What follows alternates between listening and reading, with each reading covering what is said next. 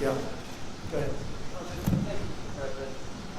The issue of what happened when you were in France continues to be a story. You're going to have to take that off, please. Just, you can take it off. How many feet are you away? I'll speak a lot louder. Well, if you don't take it off, you're very muffled. So if you would take it off, it would be a lot easier. I'll just speak a lot louder. Is that better? It's better, yeah. It's better. Mr. President, some people are having a hard time believing your denial of the Atlantic story because of what you said about John McCain in the past. Do you understand that? And have you asked John? No, I don't understand. And have you asked John Kelly to refute that story? No, I don't understand it at all, no, because I've always been on the opposite side of John McCain. John McCain liked wars. I will be a better warrior than anybody, but when we fight a war, we're going to win them. And frankly, I was never a fan of John McCain. You know that. It's been very obvious. But I had to approve his entire funeral. I wanted him to get. He deserved a first class. You know, it all was approved by me. We sent Air Force One to pick up the casket, a lot of things. But no, I was not a fan of John McCain because he wanted the endless wars. And I didn't. I thought that the way the vets were taken care of, our great vets, was not good, not appropriate. And of course, he took the fake dirty dossier and gave it over to the FBI. So this is not somebody I'm not supposed to say, what a wonderful guy. So, you know what? I lived with him. He lived with me, but we had different philosophies. I think my philosophy is right. I think it's turned out to be right. But I wasn't a fan. But I respect people, and I respect a lot of people. That doesn't mean I necessarily have to agree with them, and I didn't agree with him on a lot of things. The story is a hoax written by a guy who's got a tremendously bad history. The magazine itself, which I don't read, but I hear it's just totally anti-Trump. He's a big Obama person. He's a big Clinton person. And he made up the story. It's a totally made-up story. In fact, I was very happy to see Zach Fuentes came out and said, now I think that's number 15. And these are people that were there. That's the 15th person, General Kellogg. Everybody that was there knew what happened. And so I was happy to see that Zach came out and said it's not true. It just came out. And it's a disgrace. Who would say a thing like that? Only an animal would say a thing like that. There's nobody that has more respect for not only our military, but for people that gave their lives in the military. There's nobody, and I think John Kelly knows that. I think he would know that. I think he knows that from me. But Zach Fuentes says, worked for John. And I think they both know that. But Zach came out, as you know, today or yesterday, last night, and said very strongly that he didn't hear anything like that. Even John Bolton came out and said that was untrue. Now, what was true is that we had the worst weather. I think it was as bad a rain as I've just about ever seen. And it was a fog. You literally couldn't see. I walked out. I didn't need somebody to tell me. I walked out. I said, there's no way we can take helicopters in this. I understand helicopters very well. And they said, no, sir, that's been canceled. They would have had to go, Secret Service, I have the whole list. They would have had to go through a very, very busy section during the day of Paris. They would have had to go through the city. The Paris police were asking us, please don't do it, because they're not ready. When you do that, you need a lot of time. They take days and days and days to prepare for that. I wanted to do it very badly. I was willing to sit in the car for 2 hours, 3 hours, 4 hours. I didn't care. It didn't matter. And I had nothing else to do. I went there for that. I had nothing else to do. It was ended because of the terrible weather, and nobody was prepared to go through, in terms of Paris, the police, the military, and the Secret Service. And they came out very strongly and said, sir, we can't allow you to make this trip. If I wanted to, sir, we can't allow you from a safety standpoint. It was a phony story, just like the dirty dossier, the fake dirty dossier, just like the Russia collusion, just like all of the other phony stories. And there'll be more phony stories. But I do appreciate Zach coming out. But Zach now is the 15th person that's denied it. Zach now, I think, also talked about the weather aspect of it, and he's probably the 14th or 15th person that blamed it on weather. So that's enough of that. Yes, please. Thank you. We're seeing judges, most recently in Detroit, limit police ability to use non-lethal force. My first question would be, should the police be allowed to use non-lethal force to call the We're talking about where non-lethal force? Right, so in the riot, most recently. The riots? Yeah. Well, I think what's happened is the toughness. These are Democrat-run cities all, and there's no retribution. They stand there, they throw things at the people that are supposed to be protecting something, and nothing happens. They throw rocks, they throw cans of soup, they throw lots of hard objects, and rarely does anything happen.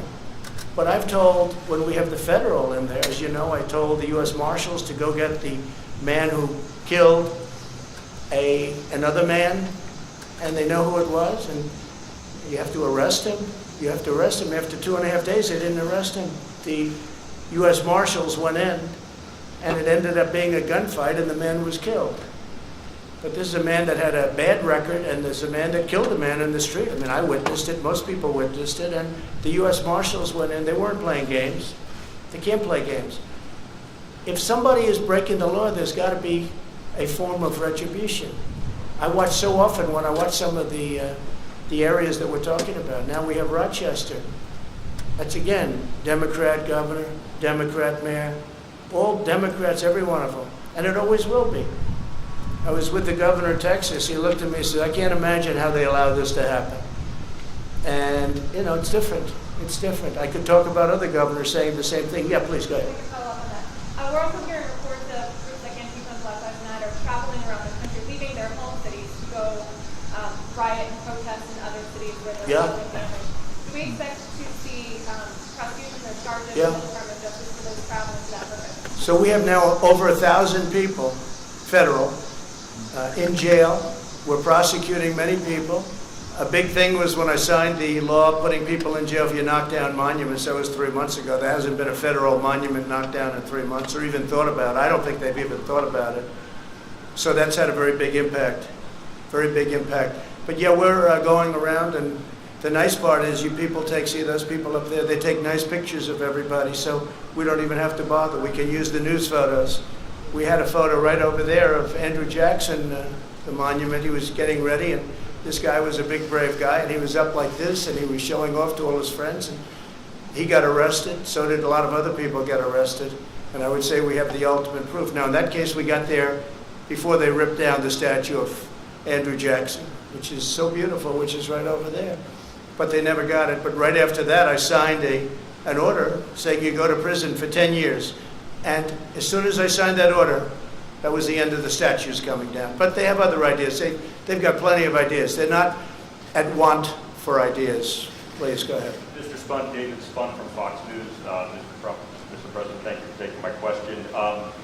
Sir, you talked a lot about the economy and touted the economy. 3 weeks ago in Bedminster, I asked you specifically why you have not called Democratic leadership to the White House to meet with them. If they don't want to meet, it's on them.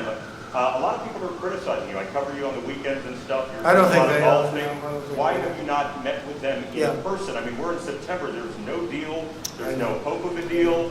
We're 2 months out from the election. Don't say there's no hope. Why do you say there's no What can you hope? say to What do them? you know? What can you say? What do you know? It doesn't seem like. And let me just tell you, I know my customers. That's what I do. I know Pelosi. I know Schumer very well. They don't want to make a deal because they think it's good for politics if they don't make a deal. This has nothing to do with anything other than you have to know who you're dealing with. I do. These are people that I don't have a lot of respect. I don't think they have a lot of respect for the American people. And I know who I'm dealing with. And I don't need to meet with them to be turned down. They don't want to make a deal because they know that's good for the economy. And if they make a deal that's good for the economy, and therefore it's good for me for the election in November 3rd, and therefore they're not going to make a deal. Now, if we gave the store away, if we bailed out all of their Democrat-run cities where we give them $1 trillion, which is the kind of money they want $1 trillion to bail out badly run Democrat cities and states, whether it's New York or Illinois or others, they want to bail them out. And we're saying, well, we're not going to pay that kind of a price in order to bail the city. We'll do something to help cities, but that's going to have to rest on its own. And why didn't you do this at the beginning? Because they could have done it at the beginning. So I know who I'm dealing with. And I'm on the phone with Mnuchin and with Meadows and with all of these people constantly, while they're there. But I also know when it's time to meet with people. I've done very well with deals, okay? That's what I do. And I know when it's time to meet. But I don't have to meet them in order to be turned down and in order for them to walk out to the sticks, which is the microphones, and give you people a false report of what just took place in the Oval Office. So they don't want to make a deal because they think that if the country does as badly as possible, even though a lot of people are being hurt, that's good for the Democrats. But David, that's a bad thing. Yeah, please go But as ahead. president, shouldn't you take the high road, sir? I am taking the high road. I'm taking the high road by not seeing them. That's the high road. Yeah. And you, Mr. President, David. And if I thought it made a difference or would make a difference, I'd do it in a minute. Yeah, go ahead. David Jackson, USA Today. My question is about the Durham report, which you have talked about recently. You said, let's see what happens. Now, you've accused people of committing crimes against you during the Russian investigation. Yeah, President sure. Obama- They spied on my campaign, that's right. My question. They spied on my campaign, and if they were Democrats, they would have been in jail 2 years ago. They would have been in jail, literally, if this side were the Democrat side, they would have been in jail 2 years ago for 50-year terms for treason and other things. Excuse me, my question is, do you want the Justice Department to indict people over this? I'm not going to say that. I have to see the report. I haven't seen it. I don't know if that was a good thing, smart thing, I don't know. But nobody can complain about it. I have every right to have been very much involved. And maybe someday I'll get involved in it. They spied on my campaign, and that includes Biden and Obama. They spied on my campaign trying to defeat me.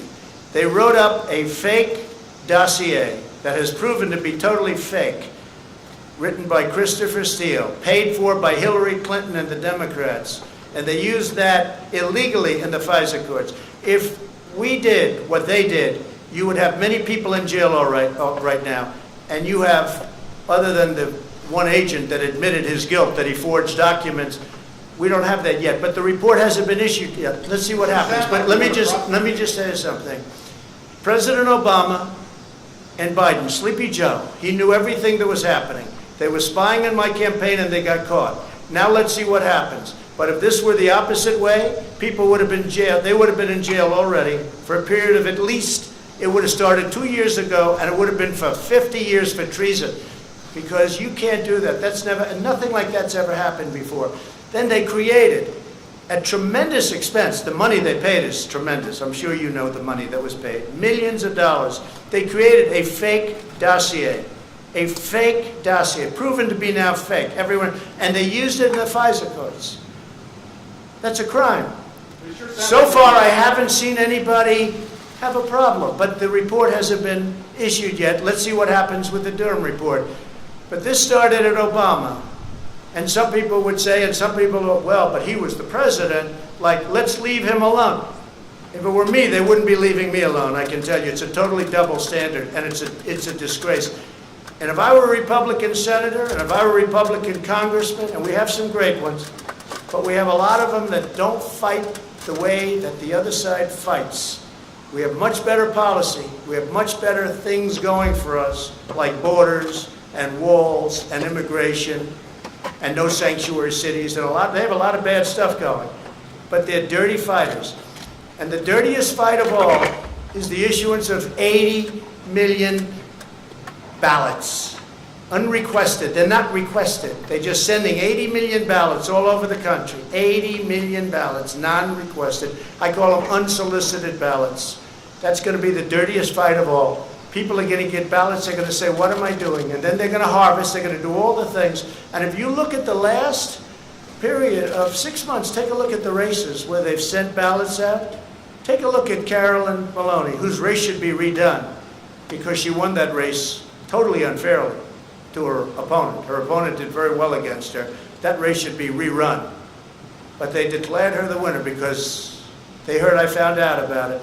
But take a look at what's happened in New Jersey and in Virginia and different places.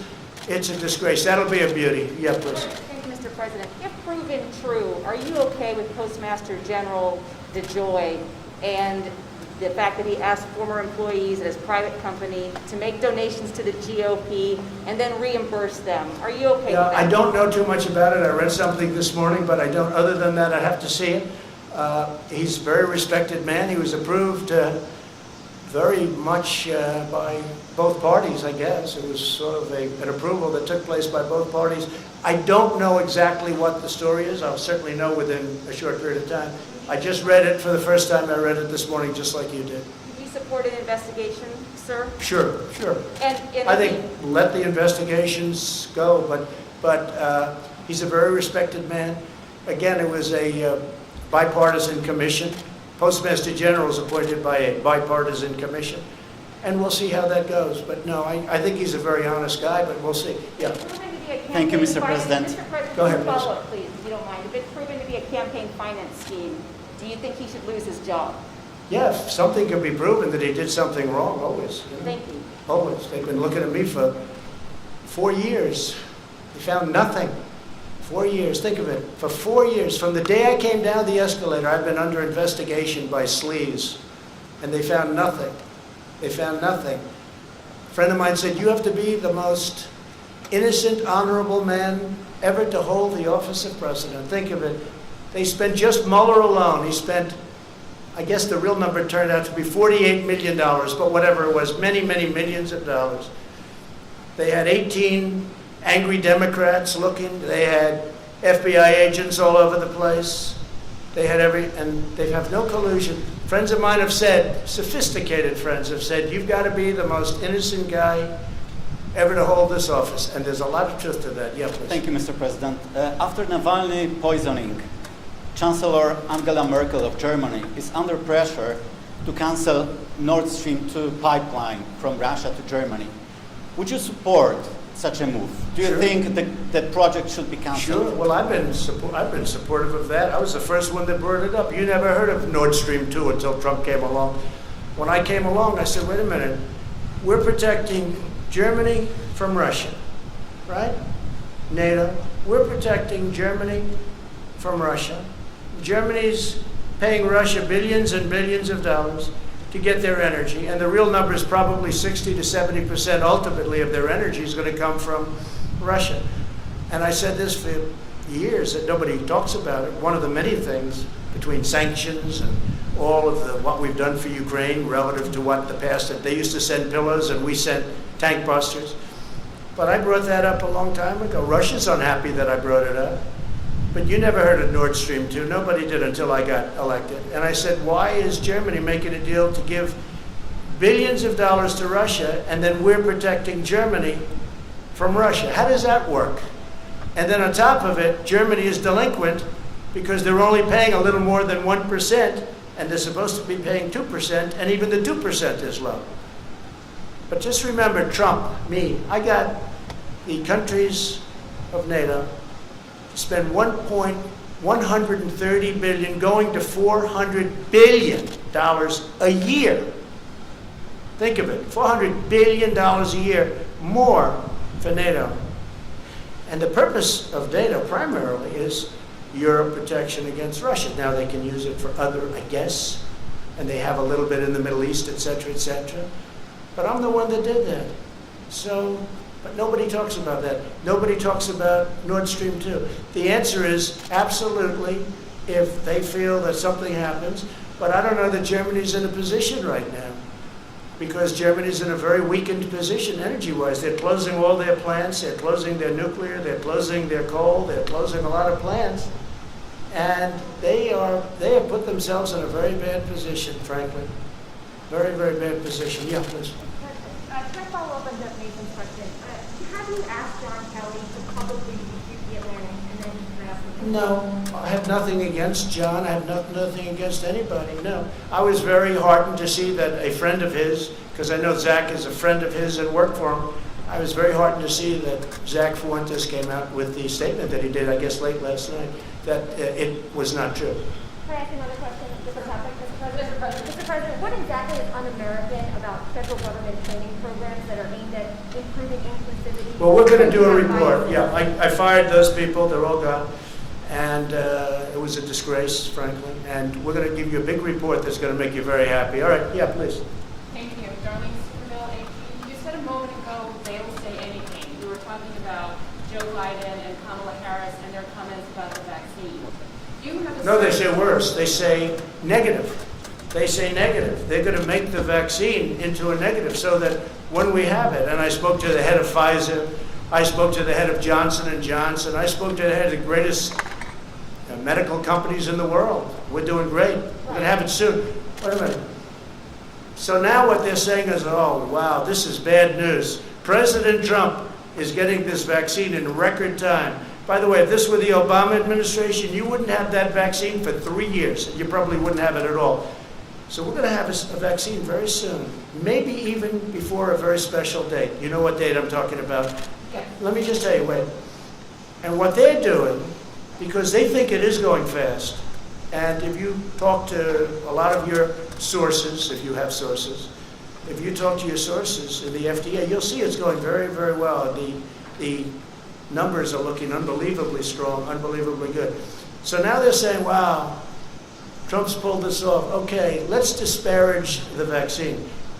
That's so bad for this country. That's so bad for the world to even say that. And that's what they're saying it. But I watched Kamala's poll numbers drop from 15 to almost 0, and then drop out even before she ran in Iowa because people didn't like her. And I understand why.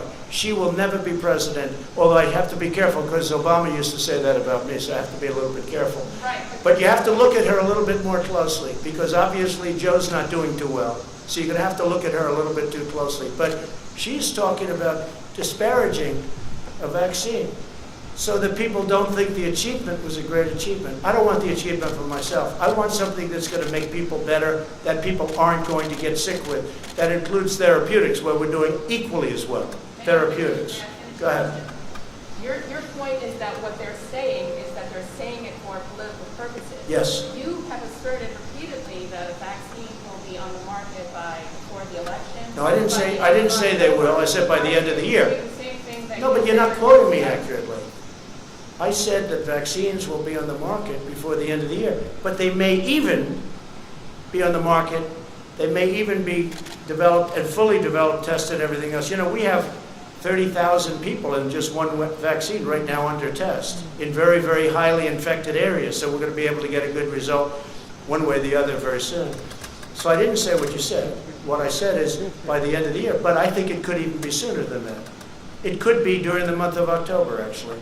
Could be before November. But aren't you also saying that for political reasons? No, I'm saying that because we want to save a lot of lives.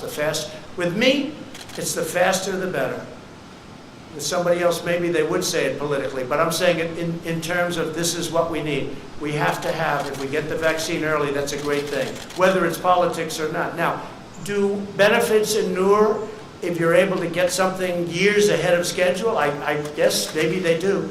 But the most important thing to me is saving lives. It's the most important thing. Yeah, go ahead, Nabet. Hi. Just based on some of your recent tweets, sir, do you You sound so clear as opposed to everybody else where they refuse. your tweets about the 1619 Yeah. projects? Why do you object to that being taught in schools, and do you object to slavery itself being taught in schools? Yeah, so no, I want everybody to know everything they can about our history. I'm not a believer in cancel culture, the good and the bad. If you don't study the bad, it could happen again. So I do want that subject studied very, very carefully and very accurately.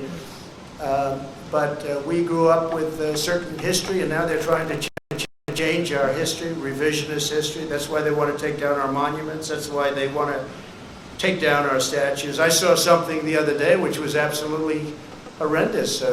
Washington Monument. They want to rename it. The D.C. committee, but the D.C. committee is all Democrats. Abraham Lincoln, Thomas Jefferson. I mean, we're talking about, this is the big stuff now. This is the big stuff. And they want to rename it. They want to redesignate it. They want to take some down. No, we don't do that. Never going to happen with me, I guarantee you that. Well, I want to thank you all, and I just want to wish you a very happy Labor Day, and we're having tremendous success, whether it's on the vaccines, whether it's on the pandemic, the plague that came in from China, that China should have never let happen, because I will never feel the same about China. And I just want to, again, wish you a happy Labor Day. Thank you very much.